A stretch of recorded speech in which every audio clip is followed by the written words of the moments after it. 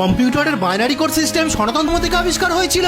যে binary code দ্বারা সারা পৃথিবীর কম্পিউটার পরিচালিত হচ্ছে সেই কোড সনাতন ধর্ম থেকেই সৃষ্টি হয়েছিল।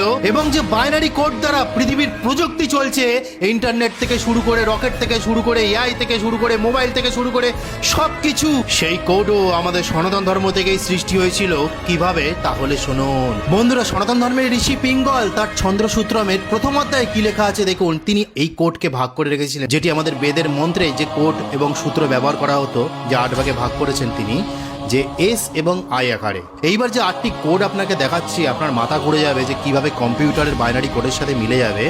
দেখুন, এস এস কে আছে মগন, তাগন, রাগন, ভগন, ইয়াগন, জগন, সগন, নগন, যে 8টি নাম পরপর কোড দেওয়া আছে।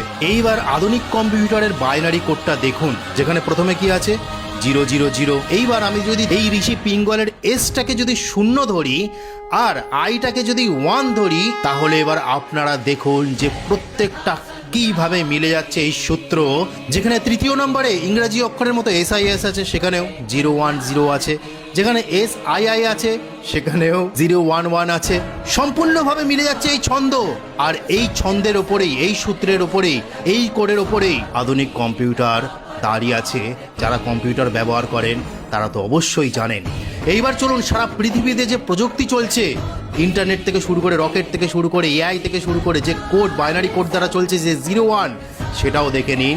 যে আমাদের পিঙ্গল ছন্দ্রসূত্রমে পরিষ্কারভাবে লেখা আছে যে ইংরাজির মতো যে এস আছে ওটাকে গুরুবর্ণ বলা হয়েছে, এবং আই আকারে যে চিহ্নটি আছে ইংরাজি অক্ষরের মতো, সেটাকে লঘু বর্ণ ধরা হয়েছে। আর এইটা জানলে আপনারা অবাক হয়ে যাবেন যে এই 2 কোড দ্বারাই আমাদের বেদের মন্ত্র সুরক্ষিত ছিল, বেদের সমস্ত সূত্র সুরক্ষিত ছিল, যাতে কেউ কখনো চুরি করতে না পারে, বেদের মন্ত্র বিকৃত করতে না পারে। প্রত্যেকটা মন্ত্রের উপরে বিভিন্ন রকম কোড দেওয়া আছে। সেটা পৃথিবীর কেউ যদি বিকৃত করতে চায় তাহলে কেউ পারবে না, শুধুমাত্র অনুবাদকে বিকৃত করতে পারে।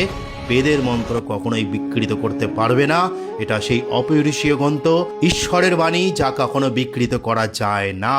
তো বন্ধুরা, আশা করি আপনারা বুঝতে পেরেছেন। যদি সনাতন ধর্মের মানুষ হয়ে থাকেন তাহলে আজ গর্ব করুন যে আপনার সনাতন ধর্মে জন্মগ্রহণ হয়েছিল। এই মহৎ ধর্মে জন্মগ্রহণ হয়েছিল, যেখানে এরকম ঋষি জন্মেছিলেন যে আমাদের ছন্দ সূত্র দিয়েছিলেন। আর সেই ছন্দ সূত্র গণিত দ্বারাই আজকের পৃথিবীর সমস্ত প্রযুক্তি চলছে। কম্পিউটারে যে বাইনারি কোড ব্যবহার করা হয় সেটাই সেই ছন্দ সূত্রমের মাধ্যমেই চলছে। আমি আগেও বলেছি, এখনো বলছি, পৃথিবীর যত জ্ঞান, গণিত, সমস্ত কিছু বেদের মধ্যে অন্তর্নিহিত আছে। সেগুলো ইংরেজরা চুরি করে নিয়ে গেছিল তাদের দেশে। তো আজকে বলার ছিল, জয় সনাতন ধর্মের জয়। হরে কৃষ্ণ।